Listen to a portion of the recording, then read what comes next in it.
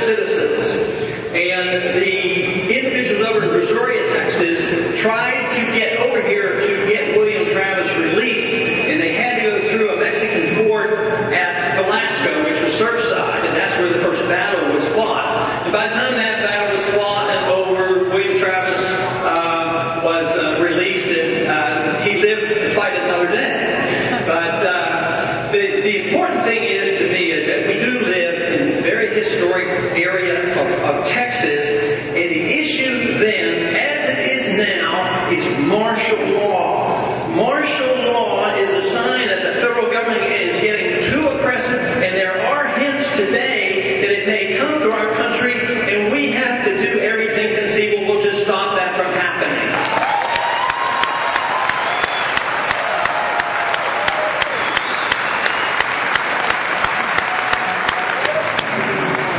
You know, in studying economics and being in government, warnings are oftentimes very, very important. We should warn people about what's coming, because you can't do anything about it if you live just thinking that there are no problems and you can't anticipate them, you can't change policy.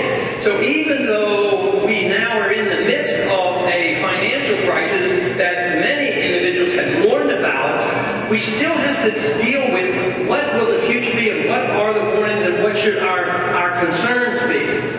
We do have a lot of economic concerns in this country, believe me. It doesn't take you very much to figure out exactly where we stand on our financial situation in Washington. Things, to say it mildly, it is in one big mess. And we need to do something about that.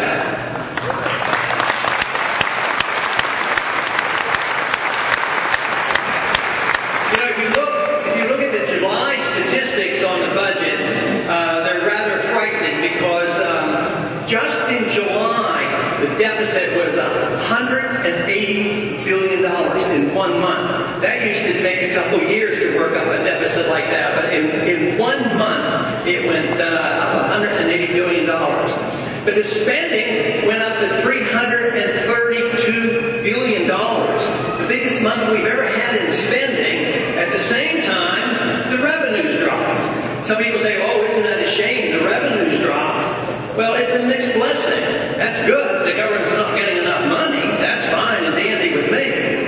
But the whole problem is that spending doesn't stop. It just contributes to the deficit, puts pressure on more borrowing, and of course puts more pressure on the Federal Reserve just to print the money. And that, of course, is something that we are in the midst of taking care of, that Federal Reserve system.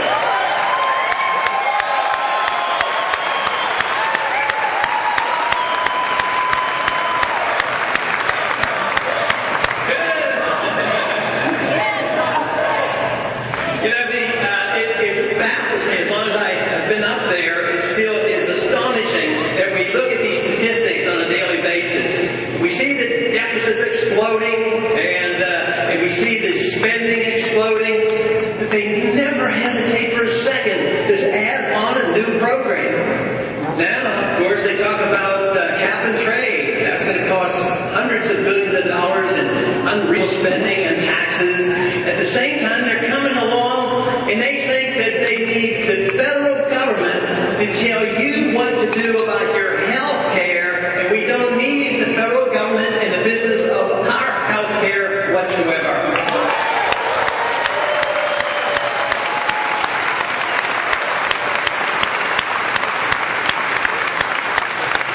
But what is bewildering is they talk about $1 trillion medical program. That medical program will cost more. There's never been a program that the federal government has proposed, and they haven't even come close to the predicted cost of that program. So if they're saying $1 trillion, you can be assured it will be $3 trillion. Now, what do they say when you bring up the subject of too much expenses? What they'll tell you is that you're right about this. We spend too much. We have too much of a debt, and we print too much money. But they tell us we'll take care of that next year, or the year after, or the year after. Well, postponing that day of reckoning can no longer be postponed. That day of reckoning is upon us, and we have to deal with it right now.